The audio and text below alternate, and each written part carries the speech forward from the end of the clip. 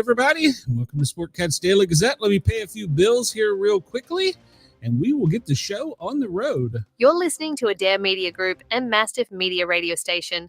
From Dare Media Group, Radio X Gold, Radio X Country, 6RXM, Radio X Magic, and Dare Talk Radio. And from Mastiff Media, Yerg's Radio, Rainbow Radio, Right Talk Radio, Forward Radio, Mastiff Sports, and Shady News Radio.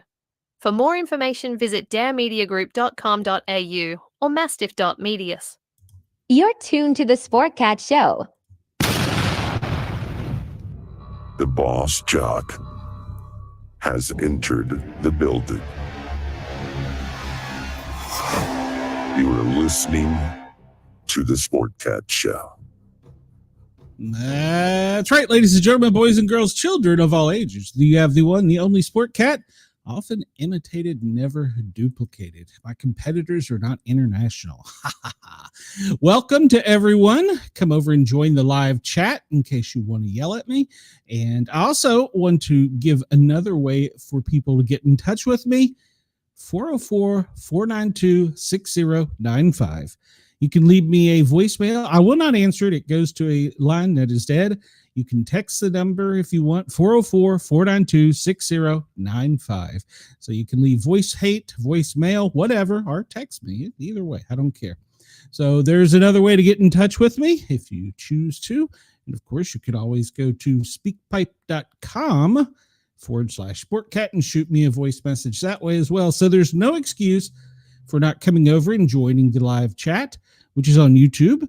You can find it in Para or Normal, 3 words, and in Guys with a Z, and join our live chat. We have a great chat. We have Denise. Hello, Denise. We have Chris.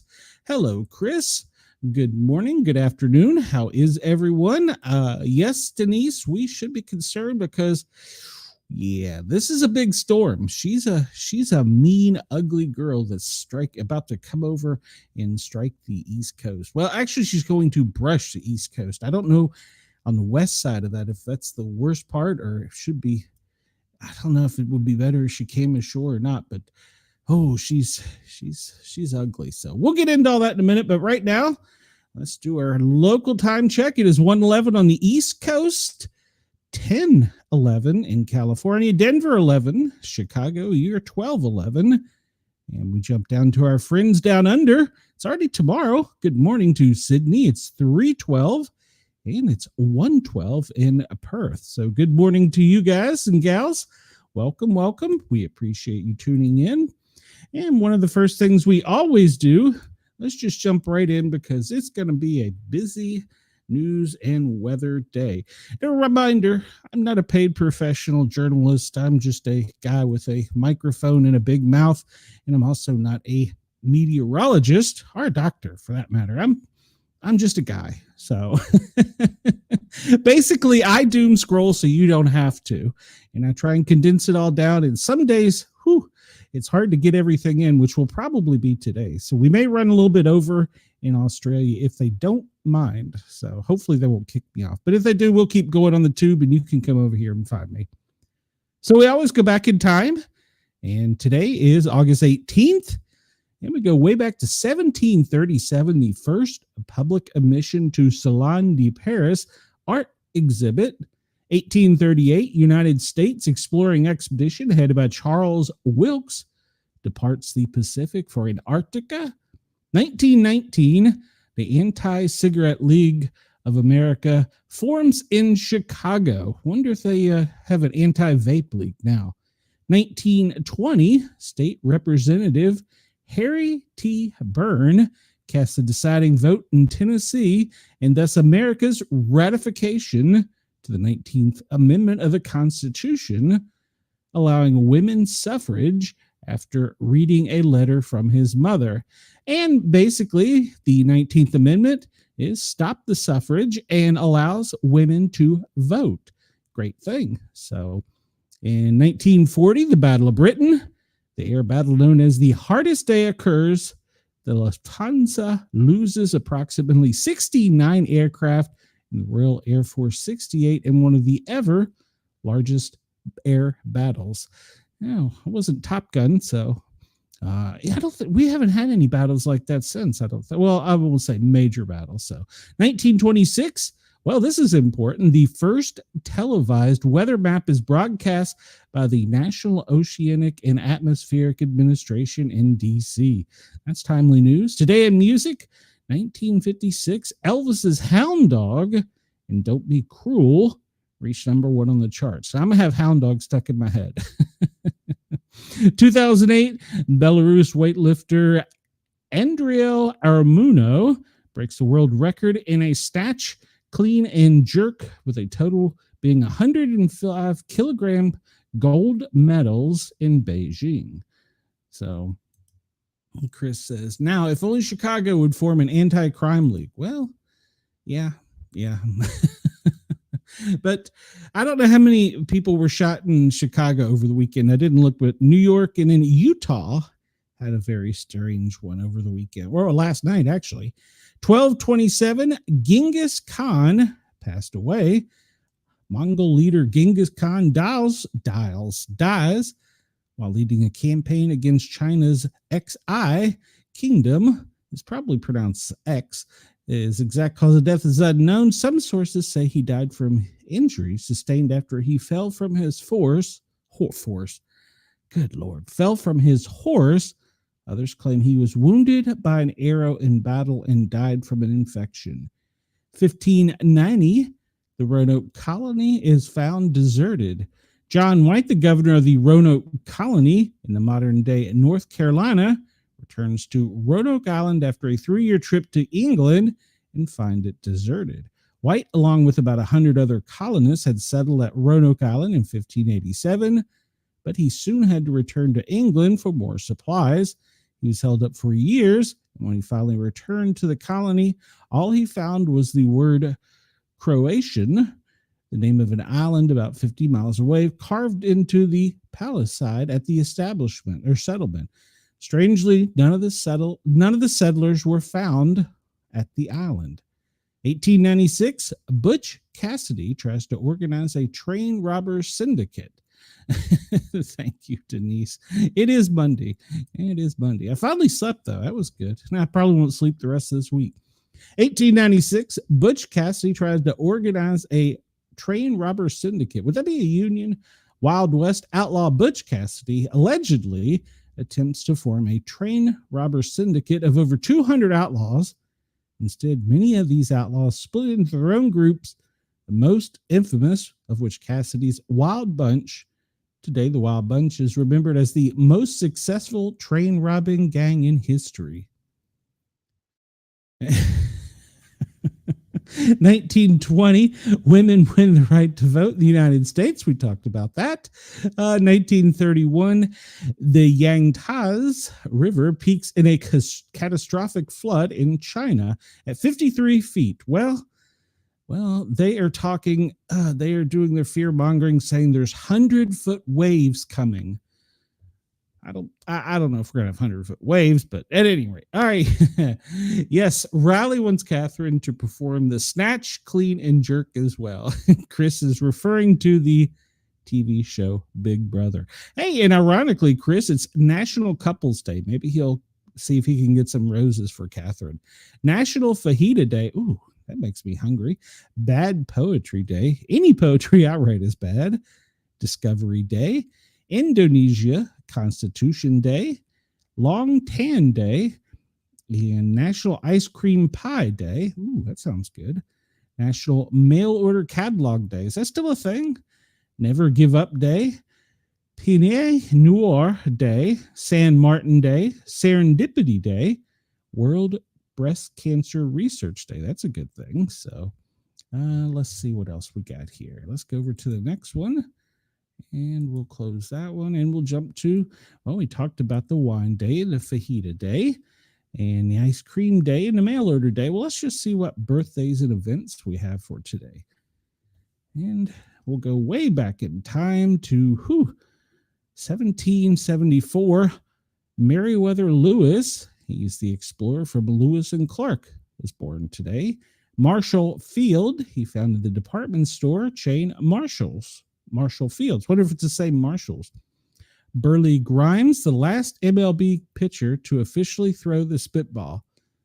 Huh. I didn't know that. Yeah, it's outlawed now.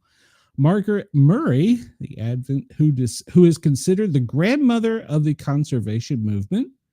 Robert Redford, wow, he's still alive. Critically acclaimed actor, director, and producer, talking about Butch Cassidy today. And all right, Patrick Swayze, actor with award-winning accolades, Red Dawn, Dirty Dancing. Wasn't he also in Backdraft? Malcolm Jamal Warner, he was fondly remembered for his role as Theodore Huxtable on The Cosby Show. In 1840, the American Society of Dental Surgeons is formed.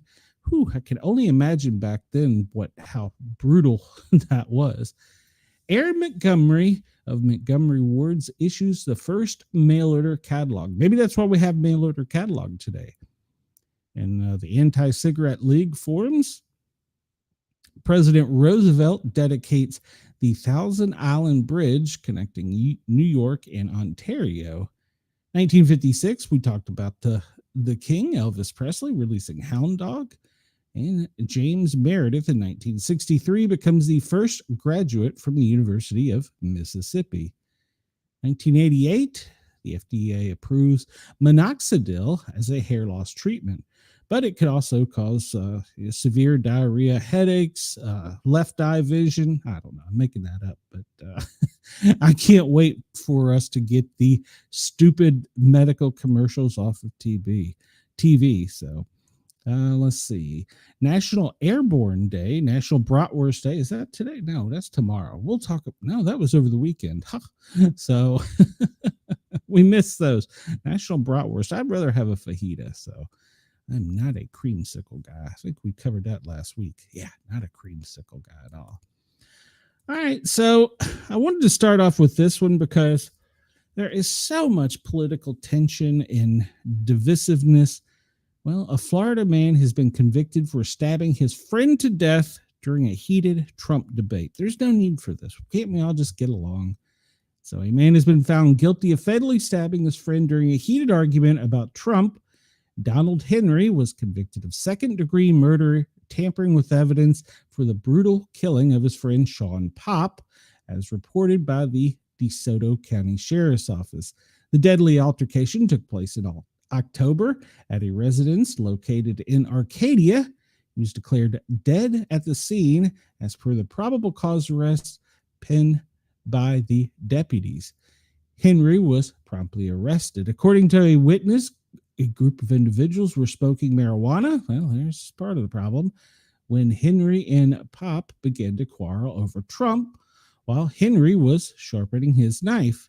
As the dispute escalated, another witness suggested the men take it outside, as stated in the affidavit. Shortly after, Henry shoved Popp into a sliding glass door and stabbed him in the chest. "You stabbed me in the chest, you SOB," Popp exclaimed, as cited in the affidavit. The victim managed to walk outside and across the street before collapsing. Yeah, if you stab somebody in the chest, they have about 6 minutes, according to science. After being read his Miranda rights, he claimed it was self-defense, stating that they were discussing in the living room. They began arguing about Trump filing for bankruptcy. Jesus. The affidavit did not provide further details. At some point, he left the house but returned later, was talking to him like he was, quote, stupid. And he alleged that he started punching him in the face, and that's when his training kicked in, and he hit Sean once. When asked to clarify, he told police he hit him with a kitchen knife, stabbing him in the upper chest because he was taught to stop the thread like police officers are, according to the police report. Despite his claims, police didn't find any injuries, indicated that he tried to defend himself. He was taken to jail where he remained there until his sentencing. So we need to get along. We all need to be better. And, well, here we go. Sydney Sweeney. She is the hottest ticket right now, apparently. Well, what started as a joke soon may become a multi-million-dollar reality, as Anheuser-Busch marketing executives reported last week to be in serious consideration for a deal with American Eagle model Sydney Sweeney. The Daily Mail reported the blonde bombshell could net $10 million in a Bud Light deal currently under consideration. Sydney Sweeney's American Eagle campaign delivered undeniable commercial impact. Denim sales surged and the brand stock climbed, according to the entertainment lawyer Christopher Chatham, an expert in negotiating celebrity endorsements. The kind of performance makes her a compelling candidate for Bud Light, especially as the brand considered options in responding to past criticism. He added, beer brands pay for reach, resilience, and relevance, and Sydney Sweeney delivers all three. So it would not be surprising if a Bud Light endorsement deal were to approach or potentially reach a seven-figure range. The two have been on flip sides of a cautionary tale on the power conservatives and have the marketplace amid pressures from the ESG movement to use branding as political virtue signaling.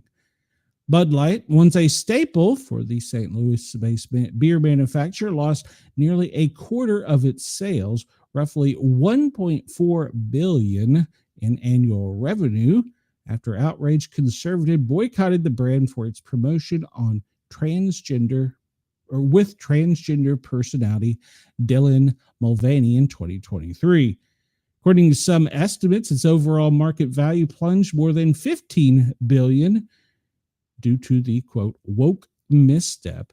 It has since tried and failed, including partnerships with UFC, but negative perceptions have taken root, making it the butt of many jokes on conservative-friendly outlets and programs, including Fox News' Jimmy Fallon, who floated the idea of Bud Light Sweeney collab in October, noting that Sweeney's good genes had sent American Eagle stock zooming by 23%. Okay. Well, I don't know if she's going to do it or not. I don't know. I don't know.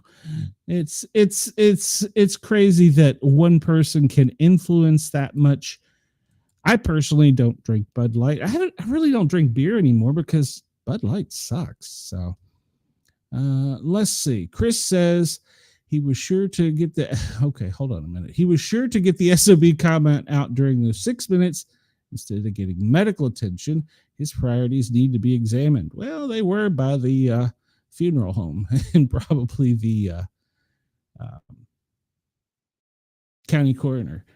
Bud Light, even Chris says, Bud Light, considering even going to the opposite extreme with Sweeney, makes him look very reactionary and wishy-washy, depending on the latest trends. Exactly. I mean, well, I about killed myself there. I mean, I'm talking with my hands for those on the radio. I don't understand why that. Well, I don't know. We'll see. If she, I don't blame her if she takes the money. I mean, hell, I would. So. All right, David Lee Roth mocks Sammy Hagar's claim of being visited by Eddie Van Halen ghost in a dream. He recounted his encounter with Eddie's ghost during some song banner at a recent gig. Early this summer, Sammy released the single Encore, Thank You, Good Night, claiming the ghost of Eddie Van Halen presented him with a song in a dream. Never one to let fellow Van Halen frontman off the hook, David Lee Roth recalled his own encounter with Eddie's ghost in a mocking bit of between-song banter before launching into Van Halen's Dance the Night Away during the August 13th show in New Hampshire. David Lee Roth stopped to address the crowd at Hagar's expense. One of my esteemed colleagues, he's a contemporary. He's got a great voice. He's got a great catalog. You all know Sammy Hagar, right? He's the great voice. And Sammy he described to the media 6 weeks ago that the ghost of Eddie Van Halen visited him and graced him with a song that he memorized and then went home and recorded it. It's on the internet. He continued, I don't know what the odds are, but last night the ghost of Eddie Van Halen visited me at the effing hotel. I was watching the weather report. Hey, there you go. And he came in and he was laughing. His effing ghost was laughing. I said, what did you do now? He said, Dave, actually, you want me to do this in his accent? Do you know that song I gave Hagar? I said, what now? He said, it's actually Iron Butterflies in a gada dada vida backwards. I don't know. Don't tell him. This stays all in the room, right? I laughed. We shared a ghost cigarette, a ghost Marlboro, not one of those. Oh, but Marlboro Red. He said he hugged him and said, "Man, do I miss you." He said, "I miss you too, Dave. But you know what? You should all still go to hell." And I said, "Save me a seat." Wow. So it's good to see there's some banter back and forth, even if they aren't really good friends and they're smoking Marlboro Reds. So there you go. There you go. And, he did strike upon something that there could be some relevance to. He was watching a weather report. Depending upon the weather, supposedly these violent storms stir up things like this. So possibly, I don't know. What will Zelensky wear to meet Trump after the last Oval Office drama? Well, I don't know if it's confirmed. It was breaking as we were coming on, but supposedly he showed up in just a black t-shirt. Ukrainian President Vladimir Zelensky is set to meet with American counterparts Donald Trump in Washington today. I think they're already meeting or just starting. Apart from the question about the ceasefire between Russia and Ukraine, one thing people are curious to know is, what will he wear? Well, the question holds significance after a heated Oval Office drama over Zelensky's outfit when he met Trump and his VP, J.D. Vance. Last time, he wore a black polo for his meeting in the White House with officials, although there were multiple things that led to the failure of the meeting. One thing for which the president was humiliated in front of the international media by Trump and his aides was that he was not wearing a suit. In the opinion of Trump and Vance, it was an unprofessional way to appear at a high-level meeting. I don't think it's actually just in the opinion. I think that that's actually decorum. So what would he wear today? Well, a designer who collaborated with Zelensky told Fox that the Ukrainian president will go for a more formal look.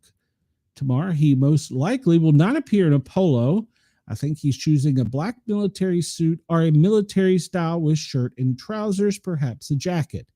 After the recent no suit drama, he will likely approach this question differently.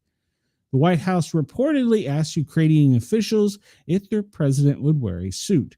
As per a report by Axios, the sources have said that Zelensky is less likely to worry about his outfit and will appear wearing the same black jacket he wore to a NATO summit in June. But supposedly this story is already old because I don't know if it was AI or I don't know if it was the real deal, but supposedly he showed up in a t-shirt. So disrespectful, so unprofessional, but yet he begs for money from the entire world, and he can't so much as wear a suit and tie. But just a dress shirt and tie, for Christ's sake. Be professional. All right, well, this story comes to us, weirdly enough, from the Daily Express.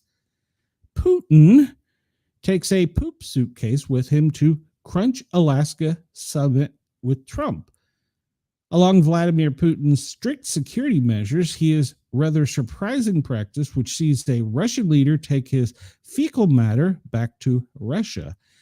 Vladimir Putin's bodyguards collected his poop and bring it back to Russia when the leader travels abroad, according to the bombshell claims. Russian president is meeting with Trump for peace talks regarding the war in Ukraine on Friday, as we know, and the two leaders met in Alaska, and there are strict security measures in place to protect Putin. He will be surrounded by bodyguards on his visits, and a number of steps will be taken to protect him and Russian intel. According to a report by two veteran investigative reporters in the French publication Paris Match, members of the Russian Presidential Federal Protective Service will be responsible for collecting his human waste when he travels abroad. His waste will be collected in special bags, which are then kept in a dedicated briefcase. Regis Gente is an author who has written 2 books on Russia, while Mikhail Rubin has covered Russia for over 10 years. The pair revealed that this practice of collecting Putin's waste has been practiced for years, such as during Putin's visit to France in 2017. It is suspected that the surprising security measure is undertaken to stop foreign powers from taking samples of his human waste and potentially getting information on the Russian leader's health. Ex-BBC journalist Faridi Rasmova also reported such measures existed, pointing to Putin's visit to Vienna when he had his own private bathroom, which included a portable toilet. She said that a source revealed the president had carried out the practice since he began leadership in 1999. Rumors have swirled about the 72-year-old Putin's health in recent years, and so apparently he does that. Security concerns for his health were raised as he appeared to be jerking his legs suddenly. It could be a neurological condition such as Parkinson's. Putin was also seen twitching in his seat during a meeting with a Belarus president the year before. The Kremlin has tried to squash the rumors shared by the General SVR Telegram channel, claiming Putin had soiled himself after falling down a flight of stairs. Other claims detailed an alleged cardiac arrest during which the Russian leader had to be rushed to a special intensive care facility at his residence. And I think that would be fake news because the chances of coming back from a cardiac arrest are very slim. So that's probably fake news. And I don't think that this is fake news because I believe that we started with President Bush doing the exact same thing. I need to ask, and of course, Jurgs probably can't confirm nor deny it, but I need to ask, but I think that's now standard Secret Service stuff. I mean, that's one of their jobs, I assume. Let's catch up on the comments here. Chris says, when I had jury duty, I couldn't wear shorts and I had to have a collared shirt, even with the temperatures in the upper 90s. And yet I wasn't begging for money or meeting with the president of the United States. Agreed. Denise says, half poop will travel. I would imagine that in this day and age, especially with the DNA replication and DNA studies, if you probably found out from security details, it's probably pretty consistent thing. They probably go as far as taking their glasses and stuff back with them that they use, spoons, glasses, that type of thing. Or maybe there's a special cleanser that they have to go through. But I would say that there's probably, with the advent of all the DNA studies, there's probably something to be said about that. All right, so this comes to us from NPR, and it was breaking over the weekend. And I meant to ask Jurgs about it, but government papers found in an Alaskan hotel revealed new details of the summit. Papers with the U.S. State Department marking found Friday morning in the business center of an Alaskan hotel revealed previously undisclosed and potentially sensitive details about the August 15th meetings between President Trump and President Putin in Alaska. 8 pages that appear to have been produced by U.S. staff and left behind accidentally shared precise locations and meeting times of the summit and phone numbers of U.S. government employees. At around 9 a.m. on Friday, 3 guests at the Hotel Captain's Cook, a 4-star hotel located 20 minutes from the joint base Elmdorf, Richardson, and Anchorage, where the leaders met and convened, found the documents left behind in one of the public printers. NPR reviewed the photos of the documents taken by one of the guests. NPR agreed not to identify because the guests said they feared retaliation. I can only imagine. The first page is in a printed packet, disclosed the sequence of the meeting for August 15th, including specific names of the room inside the base in Anchorage where they would take place. It also revealed that Trump intended to give Putin a ceremonial president. POTUS to President Putin, document states, American bald eagle death statue. On Saturday, White House Deputy Press Secretary Anna Kelly dismissed the papers as a multi-page lunch menu and suggested that leaving the information on a public printer was not a security breach. The U.S. State Department did not respond to requests for comments. Page 2 through 5 listed the names and phone numbers of 3 U.S. staff members, as well as the names of 13 U.S. and Russian state leaders. The list provided phonetic pronunciation for all Russian men expected to meet at the summit, including Mr. President Putin. And some people in the media have made fun of this and saying that Trump couldn't even pronounce names, but he doesn't understand. Whoever did that show doesn't understand that that was handed out to multiple people and there was names of multiple leaders. And that's pretty much a common practice, because as a world leader, you don't want to get somebody's name wrong. That not only could be internationally bad, but it just looks bad. So yeah, I think that that's somebody just trying to stir drama. Page 6 and 7, the packet described how the lunch would be served and for whom. The menu included in the documents indicated that the luncheon was held in honor of His Excellency Vladimir Putin. A seating chart. This is like Hollywood. They always have this stuff choreographed. Seating chart shows that Putin and Trump were supposed to sit across from each other during the luncheon. Trump would be flanked by his 6 officials, and then immediately President Putin would be seated immediately next to his officials.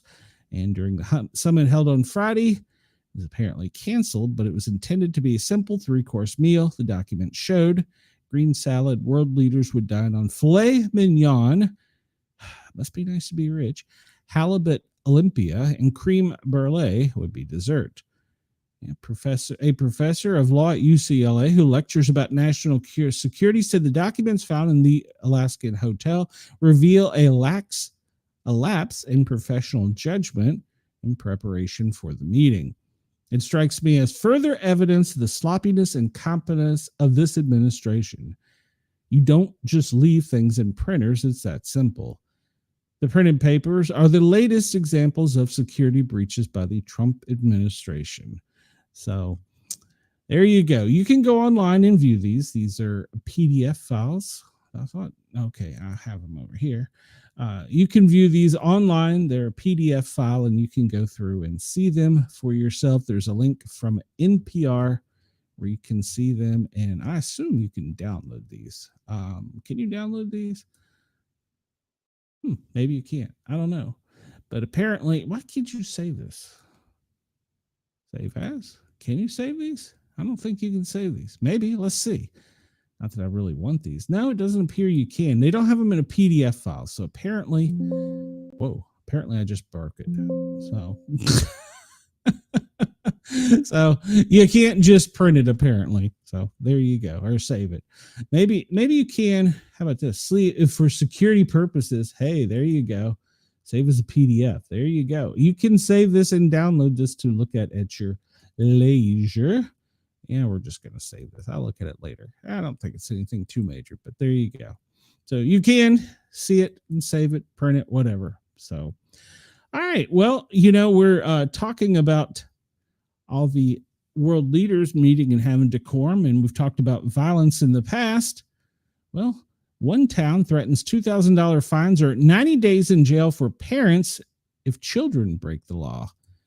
Chris says all the focus is on collecting poop. Summit papers and phone numbers don't matter. Again, priorities. Exactly. And they probably didn't have the luncheon because I have to go back and look, but I think the initial meeting was only supposed to last like a half hour, 45 minutes. And then they were going to do all the other things, but they switched things up. A lot of people were making a big deal of him being in the beast. I don't think that's uncommon either. Ask somebody that has known about these things and says that that's common practice. So I think that the media is just trying to make any little thing they can a big deal over this to make it look like America failed. Well, depending on which side of the aisle you're on is depending on to which you believe. But I don't think that the meeting was a failure, being as that they met for 3 hours. Something had to come of it. So, all right, well, enough of that. So a new ordinance in Gloucester, I always pronounce this wrong, but in Jersey will see parents held responsible for crimes committed by children.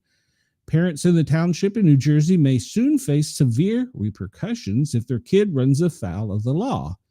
A new ordinance passed by the Township Council holds parents accountable when minors under 18 commit certain offenses, which include disorderly conduct, luring, gambling, and even felony. Under the law, parents could be slapped with fines up to $2,000 and as much as 90 days in the slammers. Well, repeat violations by the same child could lead to stiffer penalties. Officials argue that this is a measure designed to hold parents responsible and curb juvenile delinquency. It comes as a teen girl confesses to a savage attack on multiple children, leaving one hospitalized. The crackdown follows a series of incidents involving teens in the area. Last year, a community drone show descended into chaos when fights erupted among a crowd of about 500 people, many of them teenagers. Police arrested 11, 9 of them teens between 13 and 17, all charged with disorderly conduct. 3 officers sustained minor injuries while trying to restore order. See, you shouldn't do anything that damages a police officer, including throwing a goddamn submarine sandwich, which some people are making that, oh, he should have just got a ticket. No, he got what he deserved. He got arrested. So you don't assault police officers. Police Chief David Harkins labeled the incidents lawlessness and criticized unsupervised teens for spoiling a family-oriented event that had raised money for a local scholarship for over 40 years. This type of violent, riotous behavior will not be tolerated, and we will not define this great community and township, he stated. Violence at the drone show wasn't an isolated incident. Just weeks earlier, a Memorial Day weekend in Cape May saw teenagers fighting in public, and a 15-year-old were stabbed. The New Jersey Police Benevolence Association warned that out-of-control juveniles with no accountability pose a growing risk to communities across the state. I think that should say across the United States. Township leaders say the new ordinance is designed to make parents step up. I've got many comments on them. Some of these would probably label me as a racist. By holding them financially and legally accountable, they hope to prevent repeat incidents and restore safety to public events. With these new measures, we want to make clear parents have a responsibility to guide and supervise their children, a town spokesperson said. The ordinance states that parents of a minor child who found guilty of a first-degree offense may be ordered to provide supervision of the minor. Should be doing this. Why do we need a law telling them to be responsible adults? Second offense results in the parents or legal guardian facing a fine of up to $2,000 and a jail sentence of 90 days in the slammer, or both. So we've gotten overwhelming support from our community, and says we're not looking to put anybody in jail. This is about warning parents and due process. All right, so there you go. That's in New Jersey. That sounds like something that should be done pretty much nationwide. And I really don't understand why we need a law telling parents to step up and do the right thing. This comes to us from Breitbart. It was breaking over the weekend. Florida officials, illegal alien trucker from India received a CDL from California before killing 3 Americans. Yes, you heard the headline correctly. The driver of a semi-truck involved in the deaths of 3 Americans has been identified, and it names him a migrant from India who illegally entered the United States in 2018 across the U.S. border with Mexico. The accident occurred near Fort Pierce, Florida on August 12th when a northbound semi-truck allegedly, that's no allegedly because he videotaped it himself, crossed over all lanes as the driver tried to use a, quote, official use only. We've seen them every day. And that was an opening in the Florida Turnpike so he could head south. The abrupt crossing of all lanes gave other drivers little time to slow down, resulting in a minivan slamming into the trailer. All 3 of the driver's occupants died, 2 at the scene and a 3rd at the hospital. And it delayed the turnpike for hours and had it closed. And you can go look on YouTube. I'm not going to show the video, but I don't think there's any doubt about what he did. He videotaped it. And apparently California allows migrants, including tourists and illegal aliens, to quickly get licenses to operate 18-wheel trucks. What in the Sam hell? 3 people lost their lives as a result of this recklessness, and his countless friends and family members will experience a pain and suffering forever. Well, he's in custody. The driver is in custody for vehicular homicide charges and immigration violations. He will no longer be able to damage and destroy the lives of Floridians and visitors. The Florida Department of Highway Transportation and Motor Vehicles Executive Director, that's a title, Dave Kerner said, according to local WPEC. He has been arrested, and they are investigating the incident as a homicide, and he's also on a ICE detainer. Florida officials say he will be deported after he serves his prison sentence, whatever that may be. As more migrants hit our road, many of whom cannot read or speak English, the death toll on our highways is skyrocketing. The Trump administration has taken notice of this horrible statistic, and recently, Transportation Secretary Sean Duffy had officers enforce a law requiring foreign drivers to read English. So yeah, if you want to see the video, it's available pretty much everywhere, and it's pretty ugly. So I don't think he's going to get out of that one. And thank you. I will get my viewers the old-fashioned way. So thank you to them. Chris says 18-wheelers are perfectly safe. It's those damn guns we need to stop. Exactly. And there are probably many drivers that are here legally from another country that are law-abiding and have do the right thing. So this came out, breaking news overnight. 2 officers killed and a third wounded in a Utah shooting, according to authorities. 2 police officers responded to a domestic disturbance, were shot and killed in Utah, and a man taken into custody after bystanders persuaded him to drop the gun. A sheriff's deputy and a police dog were shot and wounded in their car as they arrived to help neighbors in Tremonton Sunday night. The deputy from Box Elder that's a county, was released from the hospital Monday, and the dog is hospitalized in fair condition. 3 officers are definitely heroes, Police Chief Chad Reyes says in the neighboring Brigham City at a news conference. We really don't know what we're walking into, he said of a disturbance. It's the most violent call any of us can go on, a domestic disturbances. And as he says, they were one of the most dangerous events. Police received multiple 911 hang-up calls from a home in the city. A single officer responded from the Trenton Garland Police Department. He arrived first and was speaking to someone at the home when the man came out with a gun. Police said in a news release they believe that man lived in the house. The male opened fire on the officer, striking and killing him. The news release said a second officer from the department, who also responded, was immediately fired upon by the same suspect and killed. After the officers were shot, bystanders persuaded the man to put down his weapon.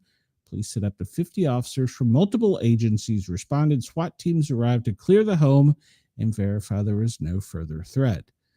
The ranch-style home was cordoned off by yellow crime scene tape, and Utah Governor Spencer Cox said it was a terrible and tragic night, he posted online. The man was arrested on charge of aggravated murder, police said in a release. The names of the officers and the suspect have not been released as of this morning. And horrible news. Hey, KG, welcome. We're glad you're here. All right, so this happened over the weekend. A shooting in a crowded New York club leaves 3 dead, 9 wounded. You know, we talk about D.C., how it's so bad, but yet don't we see almost dailies of Mayor Adams pictured in front of a podium talking about how something so bad happened in his jurisdiction? So it seems like the crime is on the rise. A club shooting in New York City. Now, I'm not saying that the police officers of National Guard can be at every incident, for those of you that want to at me. I'm saying that maybe if we can reduce the crime, we won't have to have such measures. A club shooting in New York City borough of Brooklyn early Sunday left 3 people dead, 9 others wounded in a year of record low gun violence in the city. Investigators believe up to 4 shooters opened fire at the Taste of the City Lounge in Crown Heights after a dispute just before 3:30 a.m. The violence appears to be gang-related, according to the police commissioner. There were no immediate arrests. At a news briefing, the police commissioner called the killings a tragic, senseless act of violence. The crime is the second mass shooting within weeks in New York City during a year that has seen an otherwise declining in gun violence. On July 29th, the man stalked a Manhattan officer with a rifle, wounding one person, killing 4 others. A New York City police officer was among them. We know about all of them. So, yeah. Seems as though we're seeing him fairly regularly in front of a podium saying something bad happened in his community. All right, so let's get to some news of the strange. We're running low on time here. NASA tracks an alien object speeding towards Earth at 135,000 miles an hour. And this is an update because we've talked about this before. The unidentified flying object that is hurling toward us, some believe could be the first evidence of extraterrestrial intelligence. Scientists are on high alert as the unidentified object has been detected speeding towards Earth. The nature of this object remains a mystery, but one expert says it could be extraterrestrial. We've talked about Harvard professor Loeb. He's been outspoken on the existence of spaceships in the cosmos and now speculates that this object could be the, quote, mothership. Despite skepticism from other scientists who argue that the object is likely a comet, Professor Caution said its appearance might indicate a technological design. Well, this was first spotted on July 1st. It's made many headlines, and I believe it could arrive between November 21st and December 5th. I thought we had it nailed down to October 29th. The so-called interstellar object is only the third of its kind ever observed in our solar system. 31 Atlas is currently zooming towards the inner solar system at a staggering 135,000 miles per hour. It's also expected that the object will vanish behind the sun into September and won't reappear until November or December. Professor cautions that this might indicate extraterrestrial presence, since the object could simply be avoiding Earth's detections and observational equipment. It could come to save us or destroy us. We better be prepared for both possibilities and verify that all interstellar objects are, quote, just rocks. He even proposed this bizarre trajectory, which contradicts the natural flow of our solar system, might represent, quote, defensive maneuvers, as though an alien vessel were attempting to dodge a particular path, meaning us, I assume. The mysterious object will cruise past Venus, Mars, and Jupiter. Theorizes this might be a spacecraft trying to get a comprehensive view of the other planets in our system, potentially to compare them to one another. Although the prevailing hypothesis, as proposed by NASA, suggests the object is just a comet, the professor indicated there is a weakness to this reasoning because the lack of a tail that comets usually have would be distinct and composed of dust. This, however, lacks that, according to the professor. He hinted the spacecraft might be hostile. He's informed the Daily Mail that an encounter with an interstellar alien technology is a blind date of astronomical proportions. You don't know what you will meet because our imagination is limited to our experiences on Earth. He recommended we transmit a message to the potential visitors through radio wave. He believed that we should say hello, peace, and hello, neighbor, and peace. So, but he's now saying that shouldn't do that because that could draw attention to us. So there you go. That's just continue to watch, because between now and this Christmas, the worse things get in other places of the world, well, the bigger these headlines will get. So Denise says Mayor Adams sucks.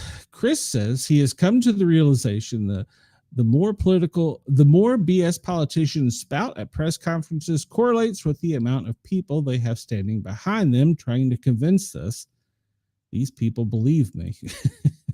True. All right. Well, another one, breaking bus-sized asteroid is approaching Earth. Oh, a bus-sized asteroid. NASA is monitoring a bus-sized asteroid that is set to close that because it annoys me. Zip past Earth at some 15,200 miles an hour. The asteroid, called 25PY1, will make its closest approach at just 183,000 miles from our planet, according to the space agency. Space rock is estimated to be somewhere between 25 and 55 feet in diameter. It is the P25 P1 is not the only asteroid that will be in the vicinity of our planet today. NASA is also tracking a plane-sized asteroid called 2025 PB2, which is around 99 feet in diameter, as well as a house-sized one called 25 QC, which is about 61 feet in diameter. That's to make its closest approach around 1.34 million miles for Earth, while 2025 QC will get within 3.47 million miles from our planet. So basically, we got things coming at us, but they're not going to get close. But NASA is trying to keep us aware. And of course, that always makes for good headlines when you can say that you have an asteroid coming close to Earth, a bus-sized asteroid. Just look over here, not here, at what they're doing. Chris says 2025 Fast Bus is a better name. Yeah, no kidding, because just give it a decent name like we have for this right here. Zombie squirrels covered in pus-oozing sores have invaded gardens as the virus spreads. Spotted across the U.S. and Canada, concerns are about a rodent virus spreading. So-called zombie squirrels covered in gruesome sores have been invading backyards due to a virus sweeping through the species. Experts are advising people to keep their distance from these creatures, and worried homeowners have sought advice online. Rodent seems to be covered in warts all over its bodies, which occasionally burst and appear red with pus seeping out. Social medias from Canada and US have posted pictures on Reddit seeking answers. Well, it seems the problem dates back to 2023 when a user from Maine reported the squirrels covered in tumors entering their backyards. Since then, numerous photos of balding squirrels, both red and gray, have inundated the app. Eventually, some suggest that the animal was carrying a rare virus known as squirrel pox, which primarily affects red squirrels in the U.S. However, others have suggested the ailment is more likely a condition called squirrel fibromatosis. This is an entirely different virus causing a large wart growth across the squirrel's body. They are more common in gray squirrels, and despite alarming appearances, usually clear up on their own. Speaking to the Bangor Daily News, Chevelle Webb from the Maine Department of Inland Fisheries and Wildlife said, "It's like when you get a large concentration of people. If someone is sick and it's something that spreads easily, others are going to catch it." She observed that while the condition appears to be alarming, it's actually a widespread skin ailment affecting squirrels, and it shouldn't result in any lasting health issues, and it will eventually resolve on its own. The disease, officially called leprovirus, spreads, I have no idea how to pronounce that, through direct contact between uninfected squirrels, and the sores or saliva of infected squirrels draws comparison to herpes in humans. Signs include bald patches that frequently rupture and leak. Although it poses no serious threat, she cautioned that people should maintain distance from the affected animals. The squirrels look like zombies, she said. "I would not recommend trying to capture a squirrel with this virus." She explained the virus would naturally take its course and the squirrels should regain their typical look. Yet for some unfortunate squirrels, the virus can invade vital organs and become deadly. So if you see a zombie squirrel, you can go online and see plenty of pictures of these crazy things. Don't try and catch it or help it, or just let nature take its course. So we have zombie squirrels and demon bunnies. The Frankenstein cottontails are covered in wart-like growths and are where the legend jackalope comes from. Now, you know, it's funny. We have two stories about animals with warts. Chris says, I like your pronunciation of that name even better than the 2025 Fast Bus Rock. I don't think I could say that again if I was tried. A group of rabbits with grotesque horn-like growths has been terrorizing Colorado, but scientists think they know what's happening. The demon bunnies look like something straight out of a horror movie, but experts think they've got a relatively common virus. The cottontails, recently spotted in Fort Collins, are infected with the mostly harmless, from our government, mostly harmless, Shope papillomavirus. Yeah, don't ask me. That's probably wrong. It's 100% wrong. So, which causes wart-like growths that protrude from. See, this is where I would need some professional to sound it out on a piece of paper that I wouldn't distribute to the public if I had a paid professional, like they do in those papers that were found in Alaska. Viral photos have inspired a collection of unflattering nicknames, including Frankenstein bunny, demon rabbits, and zombie rabbits. But the condition is nothing new. It's a virus inspiring ancient folklore and driving scientific research nearly 100 years ago. The virus is likely influenced by the centuries-old jackalope myth in North America, which told of rabbits with antlers or horns, among other animal variations. The disease in rabbits has contributed to scientists' knowledge about the connection between viruses and cancer, such as the human, this is at the HPV that causes cervical cancer. The virus was named after Dr. Richard Shope. Well, that was nice to know. Could have given it a better, easier name to pronounce. And after the rabbit sightings in Fort Collins, just north of Denver, it started getting attention after residents started spotting them around town and posting pictures. Well, however, she clarified that it's not unusual to see infected rabbits, particularly during the summer when fleas and ticks that transmit the virus are most active. She explains that the virus can spread from rabbit to rabbit, but not to other species, including humans and pets. She described the growths as, quote, resembling warts. Didn't we just hear this? They can also appear like horns if they grow larger.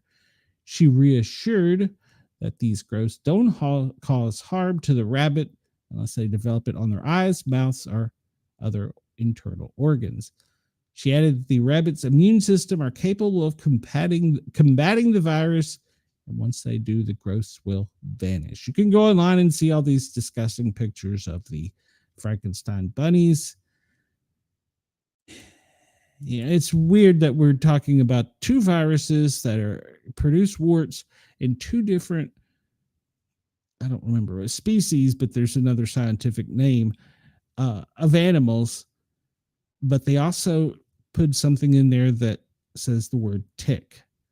And we know that ticks have caused many viruses in humans, and some that, well, can lead to serious effects. So, all right. So ahead of the big storm, Hurricane Aaron, the North Carolina Outer Banks are bracing, and they're actually putting out warnings of evacuation.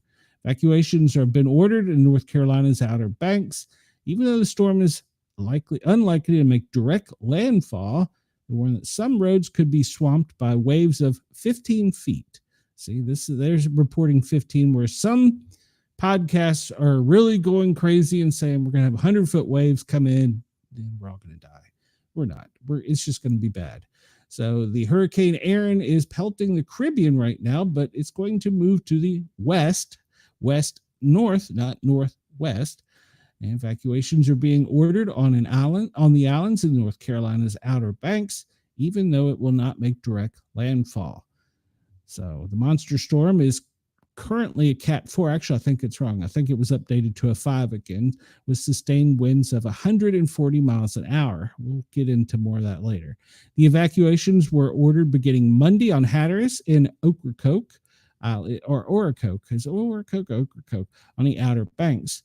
And that's coming at the height of the tourist season on a thin stretch of low, and they are so beautiful. So coastal flooding is expected to begin tomorrow and continue through the week. So high surf, rip currents, high winds, and lots of rain. And we talked about how North Carolina is ordering coastal evacuations. The Outer Banks are under evacuation orders as they're whipping up waves. Forecast. Now this says forecast up to 20 feet Wednesday and Thursday. So there you go. It's not 100 feet. Well, so yeah, they're telling that yes, this is the peak tourist season, but we've got to evacuate. I find this interesting, and I only show this because we talk about power outages daily. This comes to us from Newsweek, and I can't find a way of going straight to the map, but the map shows where power outages are most common in the U.S. And I got this data, interestingly enough, from the Oak Ridge National Laboratory. I really would like to know why they chose there, but the data shows as the power system vulnerability rating, and you can look at the map, and it's from county to county, and it goes from minor, major, moderate, severe, and extreme. So you can go to Newsweek and find this, and then look at the map, and you can look at your particular county. Like, for instance, my county is considered major vulnerability. If I go up to where Mom stays up here in East Tennessee, and it goes to severe. So green is minor, red is extreme. You can go to the map and see that most areas that are extreme are in Southwest Florida, and over in Texas, it looks like Harris County, and then down in Southern California, well, San Bernardino, Los Angeles, and Riverside. You can go look at your county and see the data. I really recommend that because it gives you a lot of information. I just wish there was a direct link to it. So that's the only thing. But researchers have examined between 2014 and 2023 across 3,022 U.S. counties, covering 96% of the contiguous lower 40. It's basically the lower 48. It doesn't include Alaska, Hawaii, or Puerto Rico. So the regions most vulnerable are in the West Coast, California and Washington, the East Coast, Florida, and the Northeast megapolis. I'm assuming they're talking about up here in DC, DMV, and up in NYC. The Great Lakes, Chicago, there you go, and the Gulf Coast of Texas. The average county experiences outages lasting 7.3 days per year, roughly 2% of the year without power, with an outage occurring at least once a week. So they're talking about how the vulnerability is rising, and then they discuss how the map is put together, and then they talk about why it matters. And of course, they use AI, and they talk about the AI data centers and critical infrastructure, so to get this map. So I highly recommend going to it. It's very educational. I just wish it had the ability to zoom in, or actually just go to the site in general without having to go to all this other state. But yeah, there's no way of, I probably just broke it. There's no way of just going directly to it. So, well, you can go to Data Wrapper and it'll do it, but it doesn't allow you to do anything further than just see the map. So, but there you go. I recommend everybody go check that out. So we talked about this. This is from the Daily Mail, and they're going to start sending this out in the headlines. At a massive underwater volcano on the brink of eruption after unprecedented activity. We've talked about this in the past, and they talk about how in the past 90 days, there's been so many earthquakes from really minor to up to 2.5. And they're afraid that the volcano is going to erupt and create 450-foot thick lava flows. Remember, this is about 300 miles off the coast of Oregon, and despite all the people online talking about it, it doesn't appear that it's going to affect us because of its depth and distance from the coastline. So, all right, last but not least, this comes to us from an alert reader, and talking about vehicles. Camaro, the ZL1, is the most stolen vehicle. The Chevrolet Camaro raced to the top of the list of America's most stolen vehicle, while a software upgrade helped reduce theft rates for Hyundai and Kia, according to new research from the Highway Loss Data Institute. The Camaro ZL1, and the regular Camaro account for 2 of the 5 most stolen model year vehicles between 2022 and 2024. And relative to its number on the roads, the Camaro ZL1 has a wide vehicle theft at 39 times the average of all vehicles.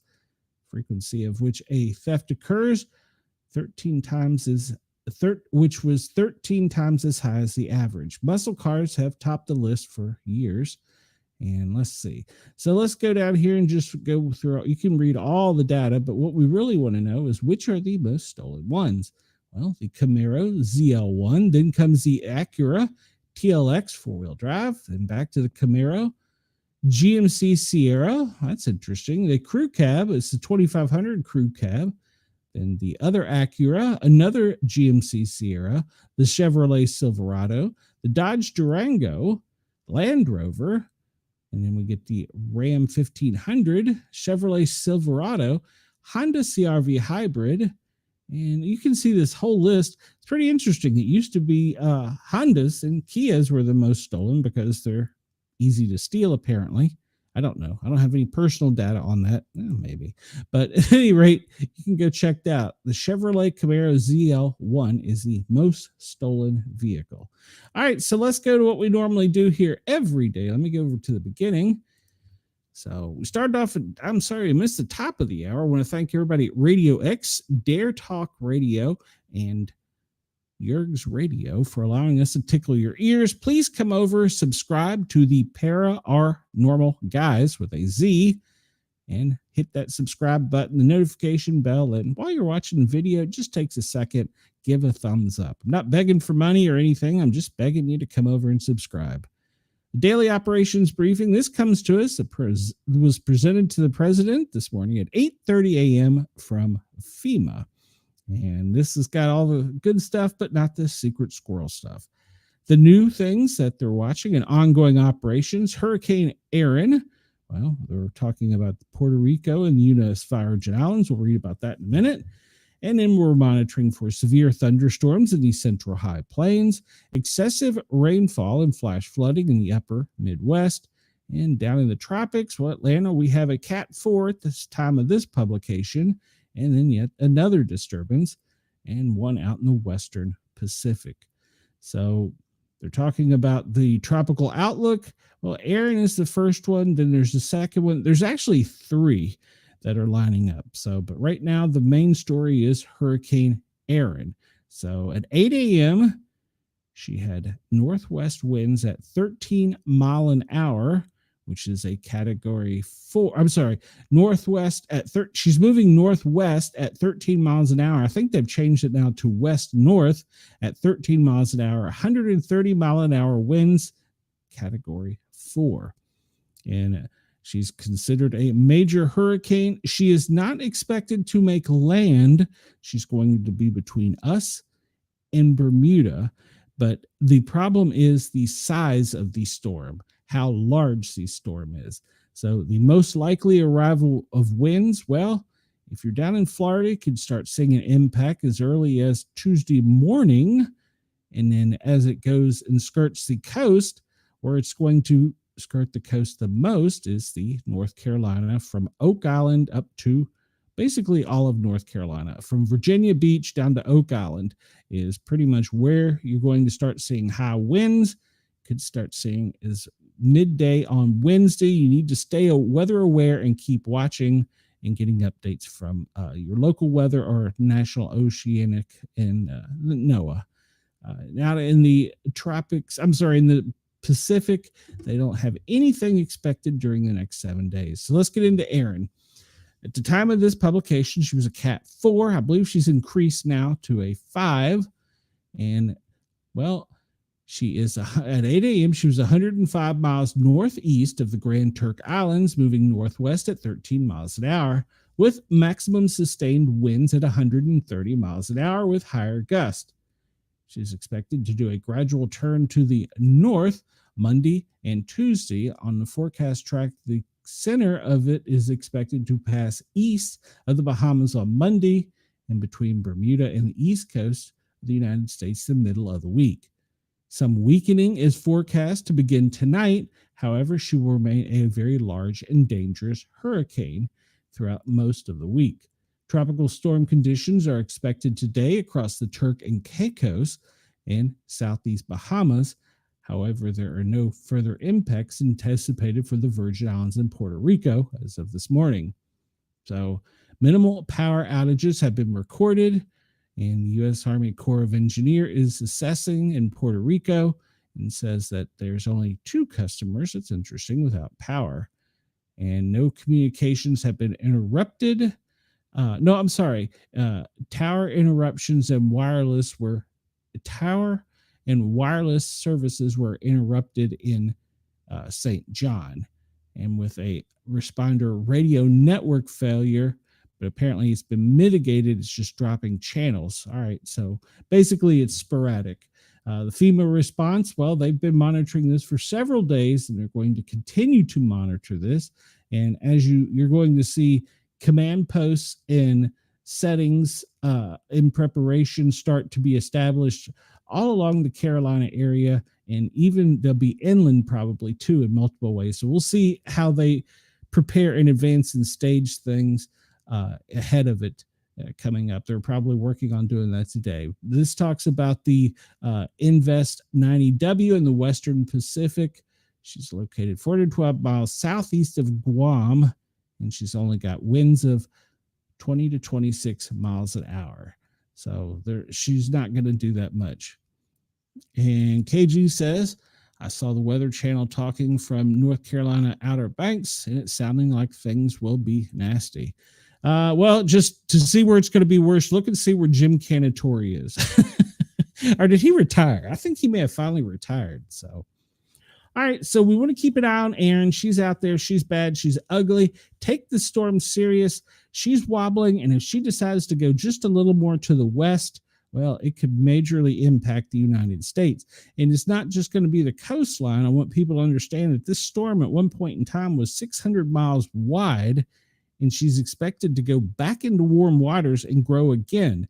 So it doesn't necessarily mean we're going to take a direct hit, but the brushing side, and especially on the west side of the storm, is always the worst. So the coastal areas of North Carolina and Virginia Beach could take an indirect hit that would be pretty severe. So, all right. So for today, aside for Hurricane Erin, they're talking once again, the Dakotas up there in Nebraska are going to have severe thunderstorm. There's going to be some tornadic activity forecast. So if you're in the Dakotas or Nebraska, please have your weather radio on, be weather aware.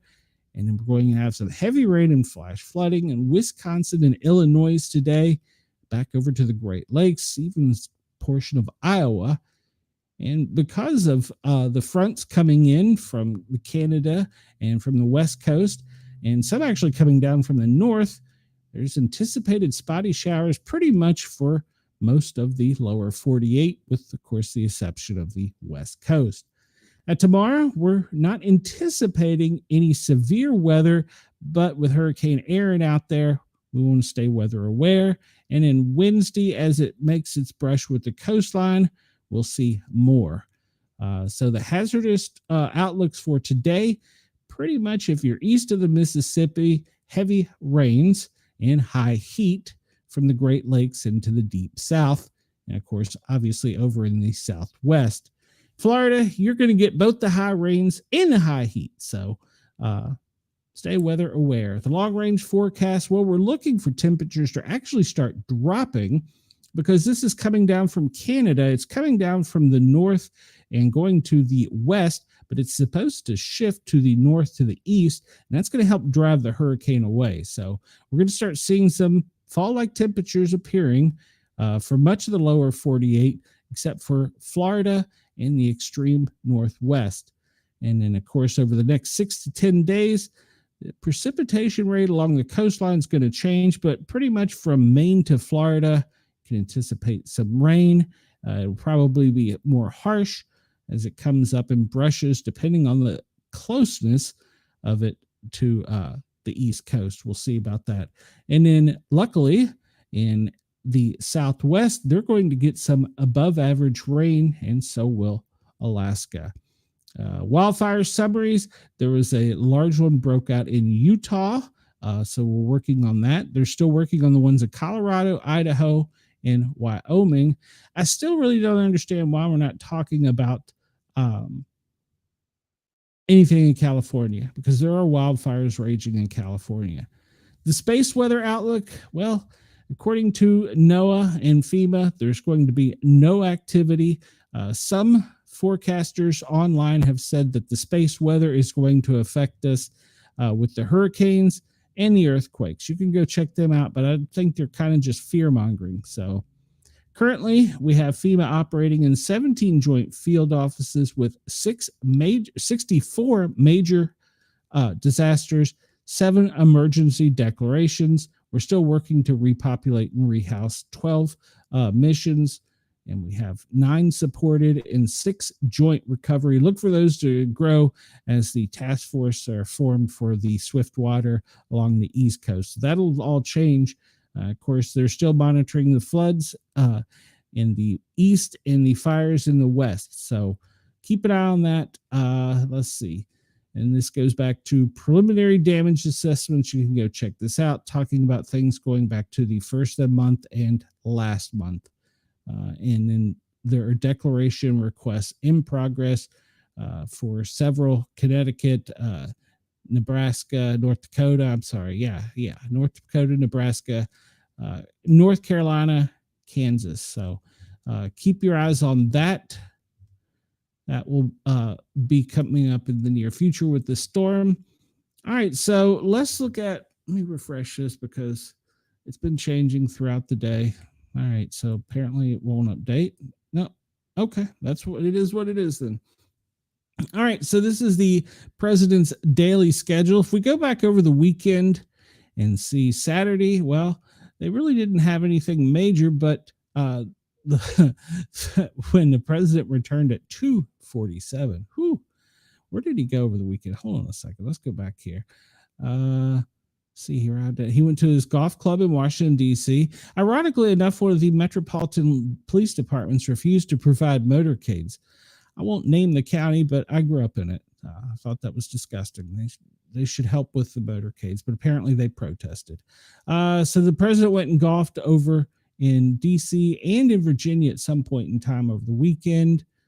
And then apparently he was getting in pretty late. I guess this is from where he come back from Alaska. He got in pretty late Saturday morning, and they didn't call a full lid until 3 o'clock, but he arrived back at 4:35 a.m. And then he started his normal routine of getting up and going golfing again bright and early Saturday, to which he spent the day golfing. And then on Sunday, apparently he went out bright and early to his golf club. So that was in Washington, D.C. And he stayed there for most of the day before coming back around 4, and they called a full lid. And so today at 9 a.m., the press was expected to be there. Actually, I think they were expected to be there earlier, but I think 9 a.m. was the final. And then at 10:58, they've already had it. The White House press office is calling a lunch lid until noon. And at noon, European leaders are set to arrive the South Portico. And there's going to be TV crews and still photographers only. And at 1 o'clock, the president of Ukraine came in. Don't know what he was wearing, but I was told he was, or some sources are saying he came wearing only a black T-shirt. 1:15, there's a bilateral meeting between the presidents of Ukraine and us. And then at 2:15, European leaders are coming in, which just occurred. 2:30, they're participating in a family photo with European leaders.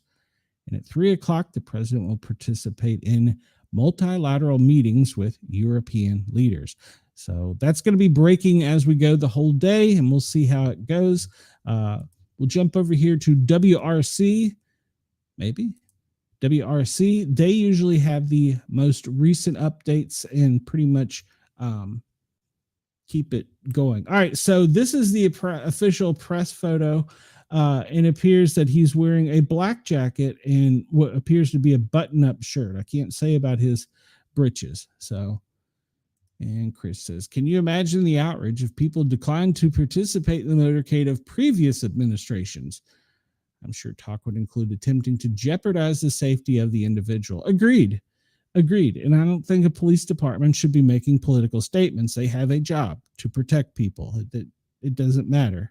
So, yeah, that was BS. But at any rate, all right. So we see here, apparently he did wear a button-up shirt, in jacket. I'm not sure if that's a military jacket or if it's a dress jacket. So I don't know if the reports were AI or not, but that apparently is what he came to according to the official photo. This comes to us from NBC. It's one of the official photos of him arriving.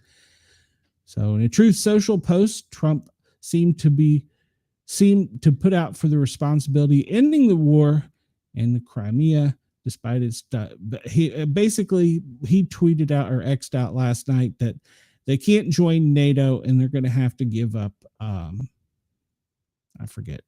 See, this is how much I pay attention to this. He's not going to be able to keep the land grab. So they're meeting and they're going to have European allies coach Zelensky on how to behave better before this meeting. He's been coached by European allies, and especially the UK, on how to handle Trump, saying thank you for weapons and diplomacy.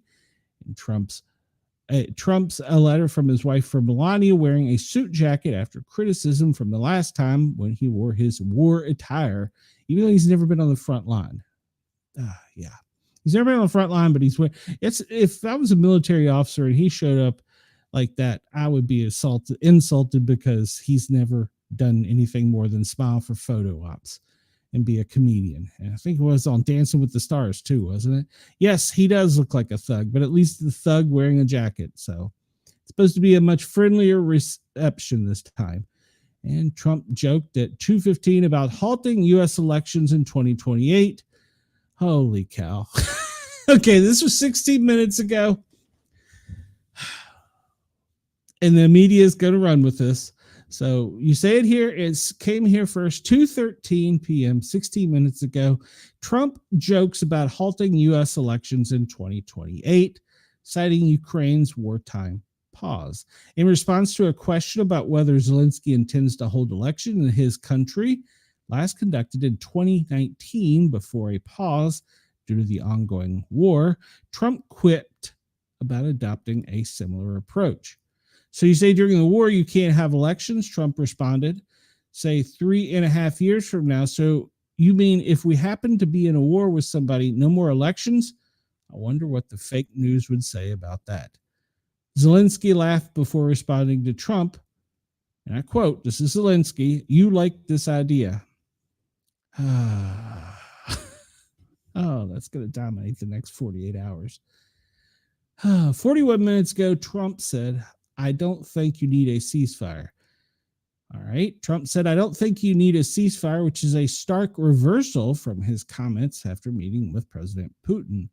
I like the comment of a ceasefire for one reason, because you'd stop killing people immediately as opposed to 2 weeks or 1 week or whatever it takes. But we can work a deal. We're working on a, quote, peace deal while they're fighting. They have to fight. I wish they could stop. I'd like for them to stop, but strategically, that could be a disadvantage for one side or the other, Trump said. Analysts have argued that Putin is given an advantage by not having a ceasefire because he is continuing the assault on Ukraine and stalling talks. Ahead of Friday's meeting with Putin, he said, I'm not going to be happy if Putin does not agree to a ceasefire. Ukraine has pushed for a ceasefire while Russia has been against it. 59 minutes ago, Trump said it's never the end of the road when asked about U.S. support for Ukraine. Asked by a reporter whether today would be the, quote, end of the road for U.S. support, Trump said, I could never say that. It's never the end of the road. People are being killed and we want to stop that. So I would not want to say it's the end of the road. He said they had a good chance of reaching peace. And 1 hour ago, okay, well, here we go. This is the headline on it. Zelensky suits up, sort of, for meeting with Trump. Ukraine President Volodymyr Zelensky dressed more formally for his White House meeting with President Trump, wearing a black button-down style shirt and a black blazer. The shift comes in his decision to wear his wartime uniform instead of a suit. It became a contentious point during his disastrous meeting with Trump earlier.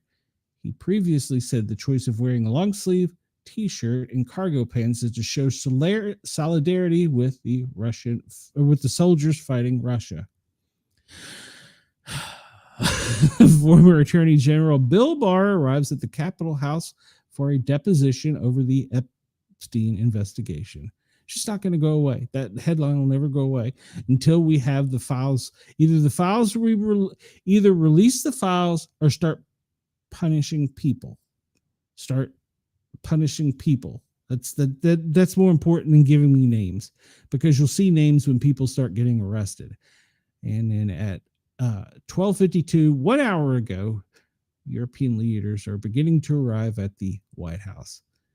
And 1 hour ago, Newsmax agrees to pay $67 million in a defamation case over the bogus 2020 election claims. The conservative network Newsweek, that Newsmax, I'll put them out of business, won't it? Newsmax will pay $67 million to settle a lawsuit accusing of defaming a voting equipment company by spreading lies about President Trump's 2020 election loss, according to documents filed on Monday. Settlement comes after Fox paid $787 million to settle a similar lawsuit. Newsmax paid what court papers describe as $40 million to settle a libel lawsuit. That's probably going to break that news agency. And this afternoon, Trump responded to critics of his handling of Ukraine talks, saying he knows exactly what he's doing. I quote, "I know what I'm doing." And Texas Democrats say they're ending a 2-week walkout over the gerrymandering U.S. House map plan. That was all of last week's headline. And of course, that guy out in California, he's slamming Trump about mail-in ballots, saying that the president reeks of desperation. Well, the anointed godlike one out in California isn't the only one. Russia occupies Crimea and 4 other Ukrainian regions in a bid to control the Black Sea. And that's pretty much going to hold because they want to keep the Black Sea for their sub bases. And there's a draft of California's new congressional district, which takes aim to squeeze out GOP seats. This is ridiculous. This is ridiculous. Zelensky details new Russian strikes in Ukraine hours before meeting with Trump. Trump says he will sign an executive order to try and get rid of the mail-in ballots and voting machines. The Truth Social Post said he would sign an executive order to get rid of mail-in ballots and voting machines, a move that almost would certainly face immediate challenges in court. Doesn't everything he do face immediate challenges in court? And Texas Republicans set to resume push to redraw the map.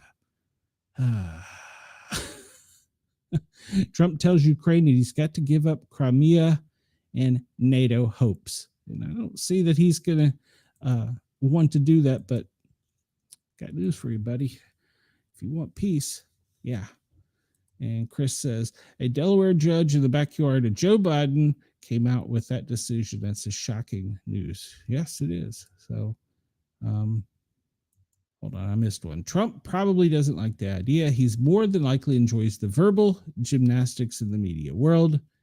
Employee spinning it was a great thing for Ukraine, but not here. The hypocrisy would be huge. Exactly. So if Trump showed up wearing just his golf shirt to a meeting like that, imagine what they would do to him. Oh, holy cow. All right, so this is the national forecast. We talked about it earlier. We've got the severe storms in the Dakotas down into Nebraska. Those can produce some serious tornadic activity. We'll take a look at that here in a minute. And then we have the strong, heavy flooding along the Great Lakes, Wisconsin and Illinois. That's going to extend over to Michigan too. Tomorrow, it looks like we're just looking at no major weather, but just spotty rains. And we'll take a look at Aaron here in a minute. And then I don't believe this for a minute. They're saying the coast is going to be spared rain. Yeah, that's going to change. So I don't buy the 3-day. Let's look here at the tornado percentages. Well, according to NATOcast, up in Illinois and Wisconsin are the highest probabilities for tornadic activity today. But from the Great Lakes south to the deep south in the Gulf of America, can anticipate some strong winds, and that's also going to be out in the Midwest with the Dakotas and Nebraska down into Oklahoma. And then hail. Now, the probability of hail is pretty small, but the chance is still there with these dangerous storms. All right, we'll get worldwide radar here real quick. We see here in the U.S. Right now, it looks like the rain is mostly up into the Great Lakes. And it doesn't really have a good image offshore of Erin in this one. Look down to the rain in our friends down in Australia, and we'll see currently the only areas getting some spotty rain would be over into the northeast Australia, which I'm going to pronounce this wrong. So Windora has got some spotty showers, and so does Charleville. And I don't know, I can't pronounce some of these names, so I apologize to my Australian listeners. You need to educate me. It looks like from Brisbane down through Canberra, in Sydney, there's some spotty showers on the coastline. And over in Perth, they also have some spotty showers coming in from the south. So let's take a look at current warnings. Let me update this to make sure. All right. Let's take a look. When will we see the test message from Maryland? All right, so flash flooding in New Mexico, severe thunderstorms in Louisiana and Mississippi down in the south, and coastal waters. There's all kinds of small craft advisories, high surf advisory for the Carolinas. Wisconsin, they have a special weather statement that's probably due to the Doppler tracking a strong thunderstorm, and it looks like it's to the west and south, to the west and south of Milwaukee. So there's a strong thunderstorm there. Please have your NOAA weather radio on. And we go back to flooding and high surf, high heat advisory for Louisiana, Mississippi. Oh, there it is. Maryland test message. I need to research that. Missouri, you have a strong severe thunderstorm warning. Texas has a special weather statement, probably tracking storms. We just updated there.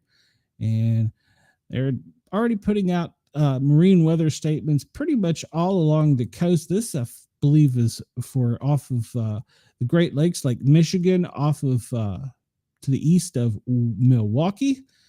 So there's a high wind and storm advisory. So there's a special marine statement there. And we have Illinois, Indiana, Kentucky, and Missouri for a heat advisory. It's probably extending further south than that. And flood warnings in South Dakota. Here we go. Georgia, extreme heat. Yeah. Let's see. All kinds of, then we have a beach advisory. That's in Michigan along the Great Lakes. And Arkansas, Louisiana, Mississippi, extreme heat warnings, heat advisory, Mississippi, Texas, heat advisory, and flood warnings in Iowa and Wisconsin, severe thunderstorm. That one's about to expire. And talking about the flood advisory, this is talking about the coastal areas of Florida and Georgia, just south of there. Severe dense fog in Alaska, if you're listening, and heat advisories in Arkansas. Well, and they've changed it to extreme heat warning. So there is that. That's going to continue for the next 14 hours. I was hoping to see that there were some others. And extreme heat watch in California. High winds in California.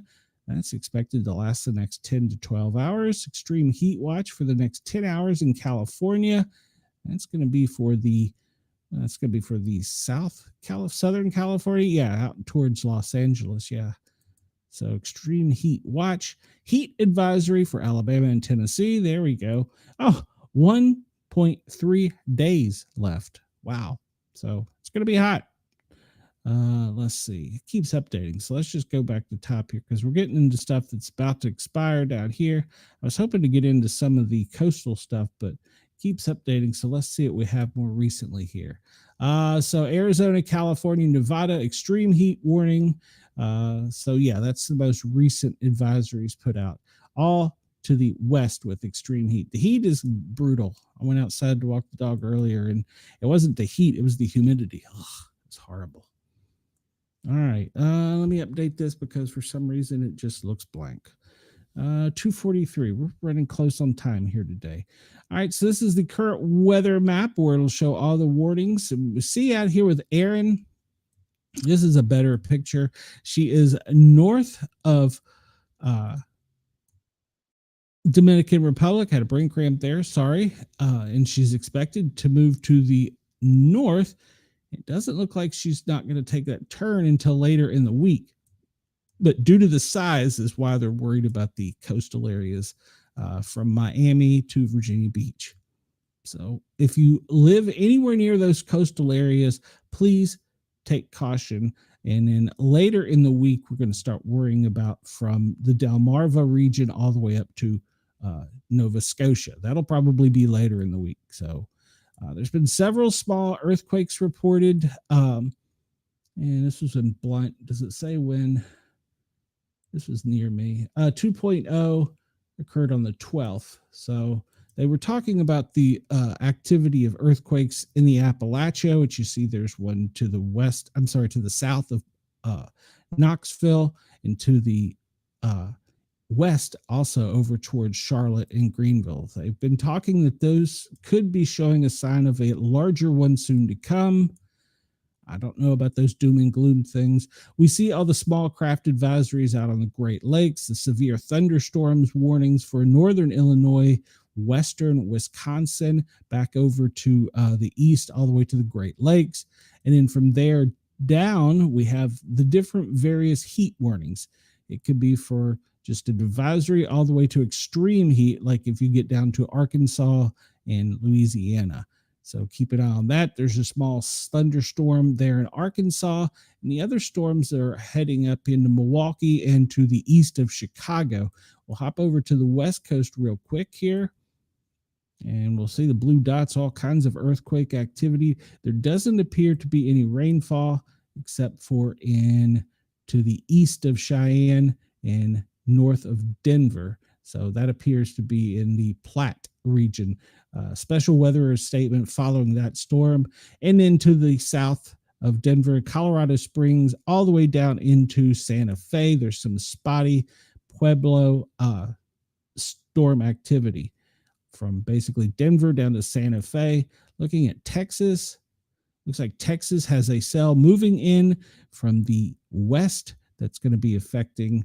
We're looking at central Texas, so Abilene, all the way back over to Louisiana. That cell is. So keep an eye on that. We jump down. I don't think this really gives us an idea of Australia, but let's take a quick gander here. Yeah, well, it does give radar, but it doesn't give any warnings on anything. That was an earthquake in Brisbane on the 15th. There were no tsunami alerts. And we talked about the storms to the to the south of Perth and on Brisbane down to Sydney to their east along the coastline. There's some storm lines there. I think this other map gives us a better view. Let's look at the lightning activity real quick here. Sorry, she sounded like a herd of antelopes coming up the stairs. That storm up in Milwaukee, up in that area, it's being pounded along Lake Michigan. That is a serious storm. So if you're in that area, it's got a lot of electrical activity. Milwaukee is getting hammered. It's to the east of Madison and to the south. Rockford, Illinois, you're getting hammered right now. That storm along the coastline from Chicago up to, really to the Canadian border is going to be pretty intense over the next little bit. The storm cell to the south in Michigan City, it's pretty intense too. So keep your eyes on that as well. But that big one is up there to the west of Milwaukee, and it's moving to the east. So be weather aware in that region. We look over here, and currently in the Outer Banks, well, there's a pretty good sized cell there, not nearly as intense as the one in Wisconsin. So keep your eyes on that. There's a small storm down in Roswell. In Florida, well, you've always got spotty showers, but it looks like Tampa, Clearwater, you've got a pretty good sized cell there with some electrical activity, so be weather aware. And we're always talking about Baton Rouge, New Orleans, Lafayette. That area is always getting storms out in the Gulf of America. So back to the west, North of or west of the Rockies, there's really no storm activity, but from Denver down to the Mexican border, that cell continues to move. And we don't really get a look at the electrical activity in Erin just yet. She hasn't got in range just yet. So hopefully we'll be updated on that. You can see over in, looks like over in Italy and France, they've got a pretty good sized storm over there. Barcelona. And let's zoom down here. There doesn't appear, well, no, there is some electrical activity in the one to the north. So they can expect some lightning to the north of Sydney. So it doesn't look like a very large cell, but it is does have some electrical activity to it. And maybe a small one down in Perth, but very tiny for electrical activity there. Let's look at power outages currently in the U.S. Update this. You can get this from poweroutage.us. And we see that California is reporting 10,070 people without power.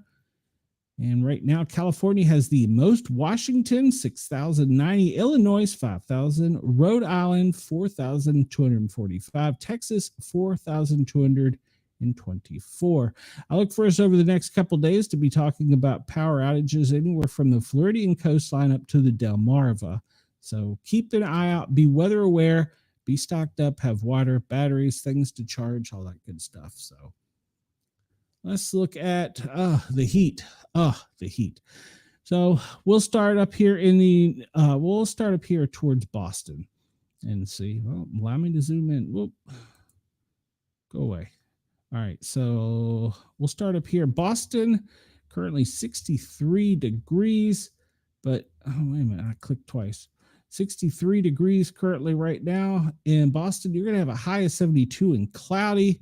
Down in New York City, it's 71, but you're going to see very cloudy skies with a high of 80. Enjoy the break. Washington, D.C., you're currently 73, and you're anticipated to be, it's only 78 is your high. That heat is going to be to the south of you. Virginia Beach, well, you're already at 80, and you're going to get rain throughout the day. Now you're already at your high. So Atlanta, 90 degrees, spotty showers.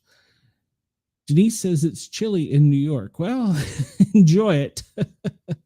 Atlanta, you have a high of 91 today, partly cloudy skies. Tampa, well, currently you're at 87 degrees. And, well, I just clicked out of there. Let me go back to there. I double clicked. Sorry. Tampa, you're going to have a high of 89. You're already at your high with cloudy skies and rain. New Orleans, well, you're already at 93 degrees. Mobile, 91 degrees currently. And you're at your high with stormy skies. Let's zoom out a little bit and see where it is the hottest right now. Let me minimize this. And it appears the hottest part of the country. Come on, move to the right. It's slow, like me. And we'll look at the lower 48 right now. It appears Tulsa, Little Rock, 99. Little Rock is 99. Memphis, 98. Those are the hottest areas of the country, it appears right now. Let's go over to the west and see. Surely out in the west, it's going to be hotter. And what do we got? 102 in Phoenix. Okay, I take it back. Memphis, you're not as hot. Phoenix, 102 degrees. Holy cow. That's hot. I do not miss triple digits. Denise, what did we say you had up there in New York? 76. Some parts of it in the higher 70s. Wow. Low 70s to high 60s. Sorry. Wow. Phoenix, 102. Holy cow. Holy cow. Well, that cold front's coming down, so it's going to be chilly up through there. They show the track here of the hurricane. She's going to keep continuing to the west. Currently, she is a major hurricane, a Cat 4. She's going to continue moving to the west, where she's supposed to turn Wednesday morning. She's supposed to make a turn. We're hoping that that stays true. She's forecast to have 120 mile an hour winds. Cat 3 Wednesday morning as she approaches the halfway point between Bermuda and the Carolinas. and she's going to stay warm and hopefully turn to the west and move out to the North Atlantic Ocean, not harming anything. We hope. That's our hopes. But if you have a weather radio, you have a NOAA weather radio, you need to have it on. You need to be paying attention. You need to watch your local weather channels and stay updated on all of the weather with Erin, because she is a dangerous, nasty storm. All right, so real quick, we talk about Sydney, 57 degrees, and you're expected to have rain. 58 is your high. And up in Darwin, well, it's 67 degrees, but you're going to get to a high of 86, sunny skies. Perth, 62 degrees, and a high of 64 with rain. Down in Alice Springs, you're going to get right around, I should zoom in a little bit better. You're going to get the high 60s, sunny skies. Let me see if I can zoom in a little bit better. Well, maybe not quite that much. And let's see. Alice Springs, currently you're at 42. Jump down here to Melbourne, 39 degrees. You're anticipated to have a chilly day with a high of 57. Enjoy that. We're not getting that here in the States. Did I say Sydney? Sorry. I know we're about to lose our affiliate there. So Sydney, you're looking at 58 degrees with some rain all the way up in Brisbane. 50 degrees currently. You're going to see a high of 64. All right, we'll zoom out and away, and we see where the heat wave is pretty much moving to the north from the equator, but that front's coming down from Canada, so we'll talk about that here in just a minute. All right, we talked about the heat. I'm going to skip ahead because we just got a few minutes. Pretty much follow the Mississippi from the south all the way to the Great Lakes, and bilaterally you will have heat warnings or extreme heat. So the main thing here, this is I'm going to refresh this to make sure this is the most up-to-date information. It appears to be. And we see, well, Erin here, well, she's currently at 2 o'clock. So this is the most recent information. Bands of heavy rain are expected today and continue between the Caricos and Bahamas. Tropical storms are expected, and it's going to be moving to the southeast from there. And she's expected to produce life-threatening rip currents along the beaches of the U.S. and Bermuda, and interest along the Outer Banks in North Carolina. And Bermuda should monitor this storm closely because she's going to be right in between you there. But let me zoom in on that. No, it won't. It should let me somewhere. Wind speed probabilities. We look at, for the next couple days, the wind speeds. We see she's going to brush the coastline of Carolina and Virginia there at the entrance of Chesapeake Bay. And you can expect some high rip currents, high waves, and extreme winds forecast. You can look there. Let's see, with the arrival time, as we talked about, Tuesday morning all the way through Wednesday evening, you can anticipate the winds affecting the Outer Banks, the Carolina Banks, and the eastern seaboard of Virginia. We look at her cone of uncertainty. Oh, wrong button. Her cone of uncertainty, we see that they're still predicting that she's going to turn to the east as she gets closer between Bermuda and Carolina, and hopefully she will continue that track. We can only hope. And this here shows winds, 8 a.m. Wednesday. Thursday, she's going to start making that turn while she heads out to sea Friday. So let's keep an eye on that. That's going to be, she's a dangerous storm. I'm going to look at the AI wind real quick, and then I'm going to look at something else. But we see here, you can zoom in on her a little bit there. She's a pretty big storm, and she's continuing on that path to the west, and we're looking for her to turn to the northeast here soon, but that won't be until later in the week. I wanted to also bring this one up and show it. This is Earth Now. I don't know. I think this is updated at 2 o'clock, and we can see from the visible satellite the size of the storm. Her eye is not very clear at the moment. They were saying that that's because she's going through a transgression, and I think that's because she's moving into the warmer weather. Let's see, no space predictions. I'm trying to zoom. No tsunami threats are currently. And then we look at real quick. Let's jump over here to this one because we're running out of time. Air quality.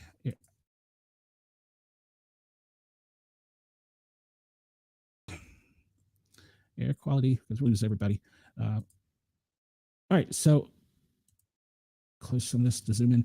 All right, so we see here with Aaron down in the Atlantic, this band of dust is currently what she's going through, but when she gets just a little bit further to the northwest, there will not be that flow of dust that create the cool icy air.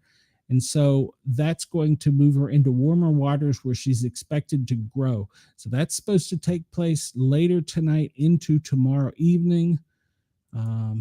Let's see. Recent earthquakes. Let's see the latest earthquake, Afghanistan, Chile, Indonesia. And we're running short of time here. And we'll take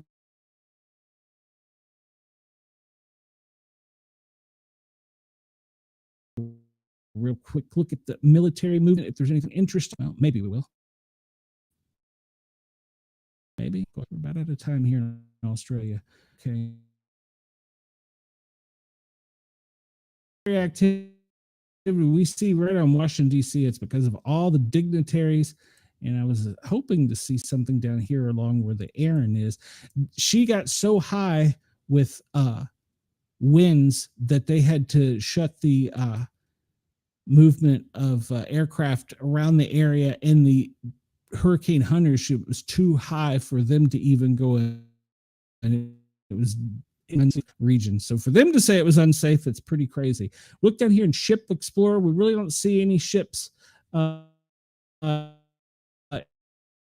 vicinity. They've been canceling cruises all along the Atlantic coast because of this storm, because of the anticipated, as some of it say, 100-foot waves. I don't know that we're going to have 100-foot waves, but we can see they haven't shut shipping down completely around it, but they have shut all along the Atlantic seaboard, all coastline areas that have cruise ships going out. They've started closing them for the day. Let's look real quick and see if we've got any weather balloons going into it. And it doesn't appear that we do. So, all right. And Officer Down, Maui in Hawaii, Susanna, police officer, and then a sergeant with Kentucky. We haven't got a chance to talk about many of these. These occurred over the weekend, and we didn't talk about the trooper in South Carolina. So Trooper First Class Dennis Ricks died in the line of duty on the 13th, and Sergeant Ryan Hudson with the Paducah Police Department in Paducah, I guess, County in Kentucky, and then a Maui police officer in Hawaii, Susan O, was also killed in the line of duty. So firefighter fatalities were at 51 for the year, and we've not had anything. I shouldn't say anything, so never mind. I'll leave that alone. I think I covered everything kind of quickly there towards the end. If I missed anything, I apologize because we're running over here. I want to thank everybody at Dare Talk Media and Yerg's Radio for allowing us to come in and tickle your ears. I encourage everybody, please come over and find us on YouTube. Search out the Paranormal, 3 words, guys with a Z, and come over and give us a sub. We really would appreciate it. We're trying to get monetized. So we're going out of here looking at Bitdefender as always. And we see, well, the U.S. is being hammered. Red's attacks, yellow's infections, and the white are spam. Everybody have a great day. I am out of here. We will see you soon. Sportcat is out. Everybody have a great day. I'll talk to you soon.